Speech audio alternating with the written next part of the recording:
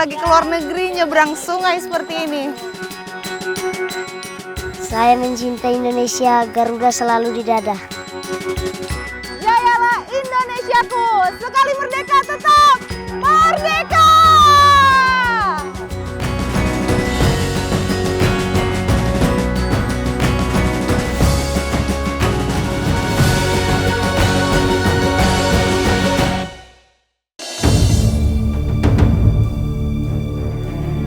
Dirgahayu Republik Indonesia ke-81. Di Jakarta, bahkan di setiap wilayah negeri ini, Hari Kemerdekaan dirayakan dengan upacara dan karnaval. Tapi di sini, di titik paling depan tanah air, kami membawa satu pertanyaan yang tak bisa saya jawab sendiri. Sudah semerdeka apa mereka yang ada di garis batas ini? Kakak-kakak, ini namanya perbatasan dua negara. Sebelah kanan saya Indonesia, sebelah kiri saya Timor Leste. Dan dalam rangka HUT RI ke-81, kita akan memotret kehidupan di tapal batas NKRI. Selamat datang di Indonesiaku. Di gerbang masuk negara ini, garis di peta hanya formalitas. Dua negara, satu keseharian, seolah tak ada yang namanya batas.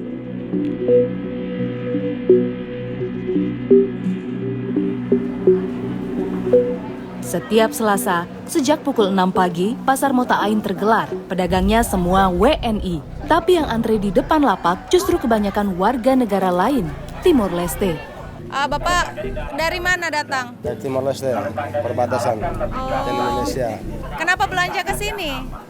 Ya kan pasarnya kan pasar tradisional, lebih dekat dari Batu Gajah ke sini. Kebutuhan sandang dan pangan lengkap tersaji. Warga Timor Leste sudah siap dengan uangnya. Uang yang bukan mata uang negaranya sendiri. Bapak berarti simpan rupiah? Kita bawa dolar, tukar. Ini tukar berapa jadinya? Dapat berapa rupiah? 30 dolar. 30 dolar dapat 535.000. 20 langkah dari garis batas, rupiah dan dolar Amerika saling tukar setiap minggu. Kalau begitu, di pasar ini, merdeka itu pakai kurs yang mana? Ibu tahu Trans 7? Trans 7 tahu? Oh begitu? Ya, sering nonton berita di Trans 7, beritanya bagus-bagus. Loh, Ya. tapi ibu kan rumahnya di Timor Leste. Ya, aku petugas juga di perbatasan. Cari apa di pasar? Pakaian, sepatu, ya semua keperluan kita. Kadang datang hanya untuk makan bakso. Ibu lancar sekali bahasa Indonesia. Karena ini kan di perbatasan toh. Ah. Jadi ya kita harus berusaha bicara terus bahasa Indonesia. Setiap hari kita datang tugas di sini, kita selalu ketemu orang Indonesia. Tukar rupiahnya di bank. Kadang di bank, kadang di mereka di jalan-jalan itu. Money ya. changer. Ya money changernya. Tadi Hari saya ini? tukar itu berapa ya? 17.800. Ini anak ibu. Ya, anak-anak saya. Halo Ade, sayang boleh ke sini. Bisa Hai. bahasa Indonesia? Sedikit-sedikit. Oh sedikit-sedikit. Lucu sekali. Siapa namanya? Bapaknya, kakeknya orang Jawa, Bandung. Oh begitu. Kakekmu orang Indonesia, orang Jawa. Bandung. Oh, belanja apa di sini? Sayur. Sayur. Oh begitu. Primaria Septimuan. Sering. Octavia sering belanja ke sini? Pertama kali. Pertama kali. Oh begitu. Rasanya apa belanja di sini? Beda tidak sama di rumahmu? Beda. Beda. Apa bedanya? Di sini seru. Ternyata bukan cuma soal belanja. Ana dan putrinya Abuy punya darah Indonesia dari sang kakek yang asli Jawa. Bagi Abuy, pasar di seberang garis batas ini terasa lebih dari sekedar tempat belanja sayur. Di pasar tradisional yang sudah berdiri sejak 2017 ini, dua mata uang hidup berdampingan. Tadi ada pengunjung dari Timor Leste katanya habis menukarkan dolarnya ke rupiah dan $1 itu 17.800. Kalau di sini belanja 17.800 dapat apa aja ya? Mama tolong bungkus ya ini ya. Ini 5.000. Ditambah ini kalau tomat satu plastik ini berapa? 10.000. Berarti 15.000. Yang 2.000 ada? 2.000? Ya. Total Rp17.800, saya bawa pulang 1 ikat pakcoy, sebungkus tomat, dan segenggam bawang merah dari sisa 2.500-nya. Sayuran ini dibawa Vina dari Atapupu, Kecamatan Mesak. Tak ada sewa lapak di sini, hanya retribusi parkir Rp5.000. Pasar sekecil ini ternyata jadi denyut ekonomi yang sesungguhnya bagi WNI di perbatasan. Tapi ada juga gerbang yang lebih sederhana, pos lintas batas tradisional yang tersembunyi di dalam desa-desa, jauh dari sorotan kamera. Salah satunya di Desa Maumutin. Sehari-hari dipakai warga untuk sekedar melintas sampai mendistribusi hasil bumi. Hari ini, Pak Boni dan Bu Lucy hendak membawa jagung untuk dijual ke Timor Leste. Ternyata ini dilansirnya pakai motor dulu ya Mama Lucy. Nanti Pak Boni mengantar ke batas, sementara Mama Lucy sama saya jalan kaki sampai tetangga juga yang mau melansir hasil bumi juga. Dari rumahnya, Lucy menghampiri rumah Ima. Tetangganya ini turut menghantar hasil madu dan kerajinan tenun untuk dijual. Setelah diangkut ke motor, kami yang jalan kaki janjian dengan Pak Boni di pos imigrasi turis kain.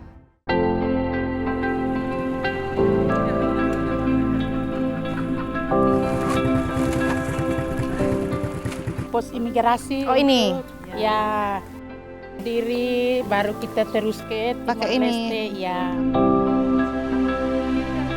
Meski lewat PLBT, prosedurnya tetap sama. WNI wajib mengantongi surat pengantar untuk keperluan jual beli. Bedanya dengan PLBN, warga di sini rupanya punya paspor merah. Hanya berlaku untuk radius 10 km dari garis batas dan tak boleh lebih dari 10 hari. Paspor merah atau pas lintas batas ini berakar dari sejarah pergerakan tradisi lokal. Satu rumpun, itulah ikatan suku dan ekonomi warga Maumutin dengan desa tetangga yang kini beda negara. Usai lolos verifikasi di pos imigrasi dan bea cukai turis kain, kami menelusuri Sungai Malibaka.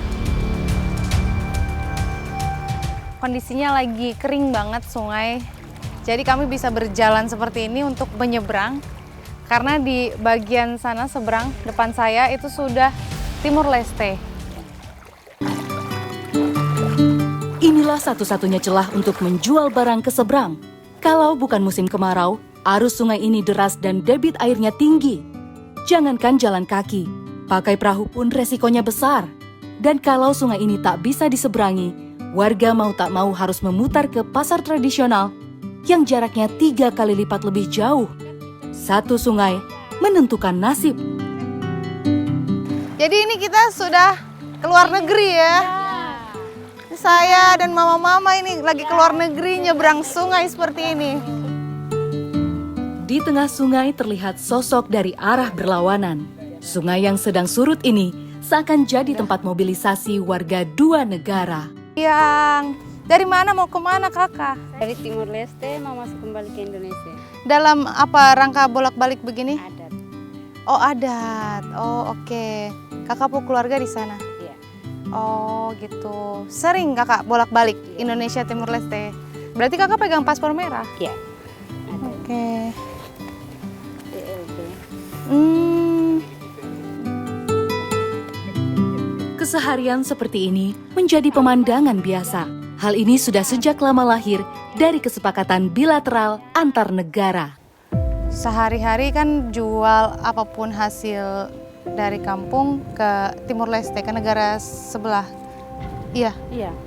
Kenapa mama? Soalnya kita di sini kan pasarnya agak dekat. Jadi langgar kali tinggal masuk ke sana sudah dolar masuk. Jadi kita memilih ke sana saja supaya lebih cepat.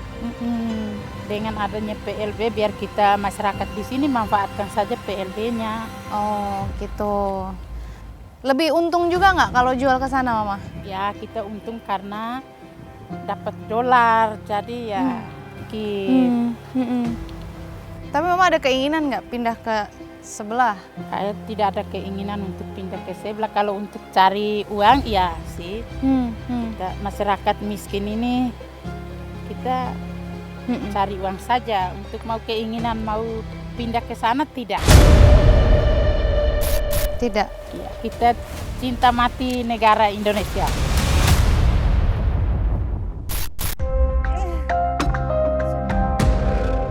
Tiba di seberang sungai, Ima bayar jasa porter Indonesia Rp25.000 per karung.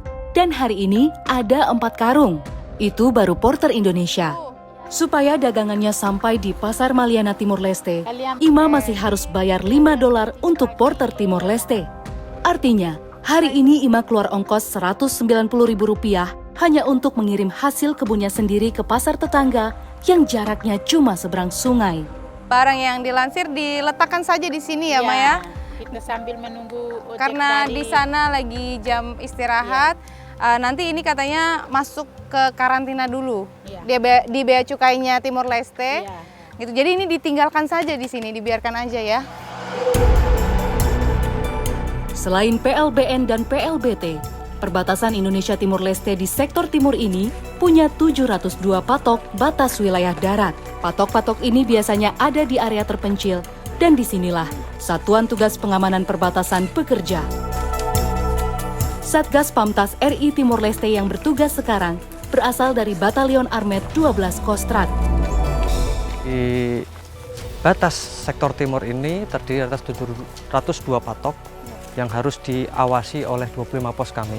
Di balik itu juga kami mendapati juga ada 32 jalan tidak resmi yang memudahkan akses bagi orang untuk keluar masuk negara. Baik itu kami sudah mendapatkan beberapa penggagalan penyelundupan karena intensitas upaya untuk melakukan kegiatan ilegal di batas ini cukup tinggi karena mudahnya akses. Kalau penyelundupan dari sebelah ke kami, ke kita, itu adalah balpres, drifting. Bahan drifting cukup banyak juga kami dapatkan, kurang lebih 300 balpres. Kemudian kalau yang dari kita, bahan sembako, BBM. Sejak September 2025, satuan ini sudah menggagalkan ratusan aksi penyelundupan di sepanjang garis batas. Pasar Dua Mata Uang, warga yang harus melintas ke luar negeri untuk jual hasil kebun sendiri, patroli yang tak pernah berhenti. Semua ini jawaban sementara atas pertanyaan kami tadi. Tapi ada satu misi lagi yang mungkin jadi jawaban paling jujur, mengibarkan satu bendera sepanjang 81 meter. Kelihatannya sederhana, tapi hampir saja gagal total.